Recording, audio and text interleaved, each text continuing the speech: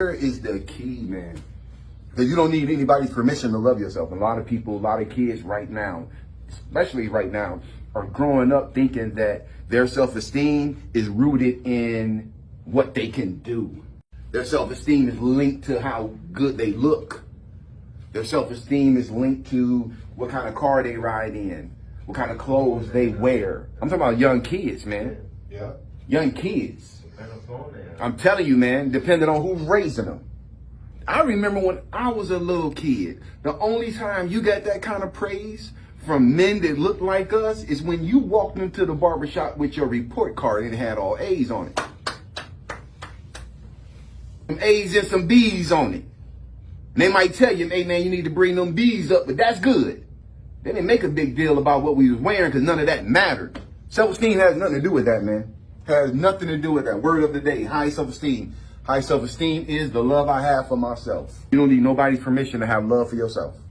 It's the amount of love I have for myself. All right, so saying of the day, a house divided against itself cannot stand. You cannot serve two masters. Either you're going to live a positive life or you're going to live a negative life.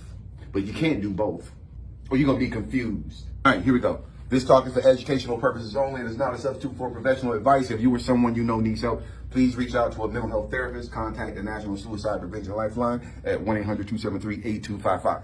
High self-esteem is being confident in who you are. It's seeing value and worth in yourself despite what others think and what you go through. Having high self-esteem affects how you think, it affects how you feel, it affects how you act towards yourself, and it also impacts how you let other people treat you.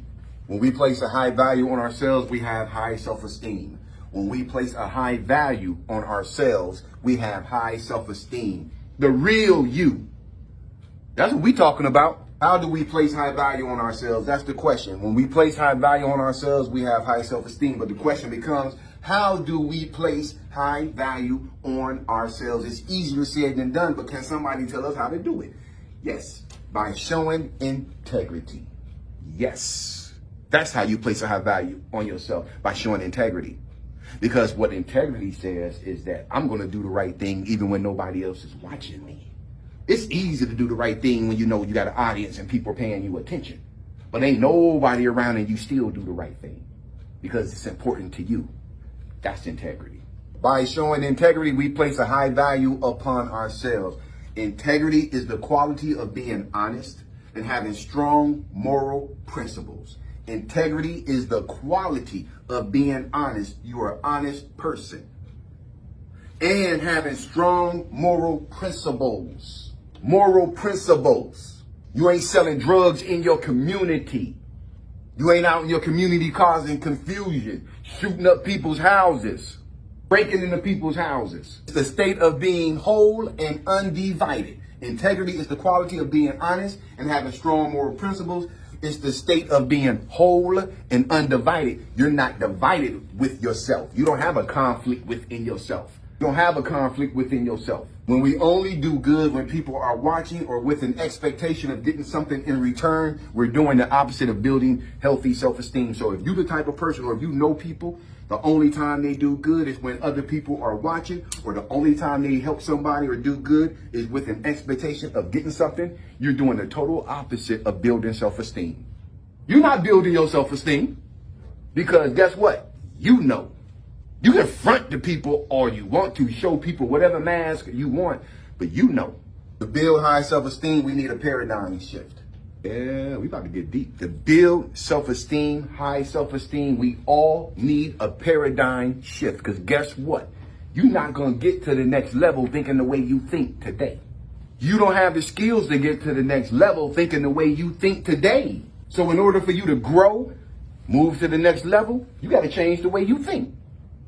That's what a paradigm shift is. First, what is a paradigm? Your paradigm is a standard, perspective, or a set of ideas you subscribe to. It's how you see the world, and it happened when you was a kid. Now look at it like this.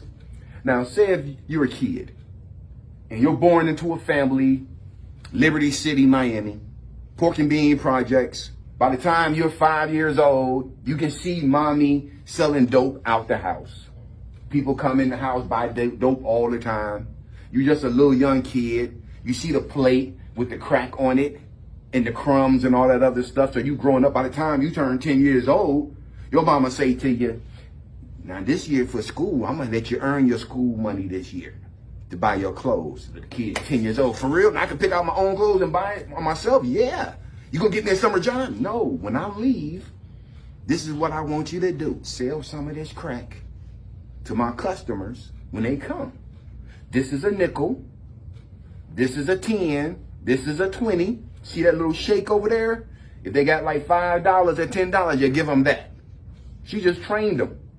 So now you got a 10-year-old who's serving out of the house. He might not even think it's wrong. He might even think everybody do it. So do you see how a kid who grew up in that kind of situation might look at crack dealing opposed to somebody whose family always was strict? You don't use drugs. Don't bring drugs in this house. Drugs is the devil. You never want to put yourself in a bad situation. They're going to look at crack totally different. One is going to be acceptable and normal, whereas the other one, he was raised to believe that it was a problem. That's your paradigm. Depending on how you was raised is going to depend on how you look at things. And guess what? You can be a grown person still normalizing something that is not normal. One of the greatest things I've done for myself, thank God, one of the greatest things I've done for myself with the help of God is to be able to work against the miseducation that I was taught as a kid. Because you don't know what you don't know. They say in order to change something, you got to first acknowledge it. But how do you change what you don't know? If you're 10 and 11 and your mom going through the drive-thru at Burger King and you see the lady she put ketchup on your burger, and your mom say, snatch it out your hand. I know she didn't. And she go inside that place and turn it out. And the police got to get called. Well, how you think that kid going to handle situations when they get older? Violence. That's your paradigm, man. A paradigm is a way of looking at something. A paradigm shift is a fundamental change in approach of underlining assumptions. So all of your assumptions, a paradigm shift means you change your assumptions.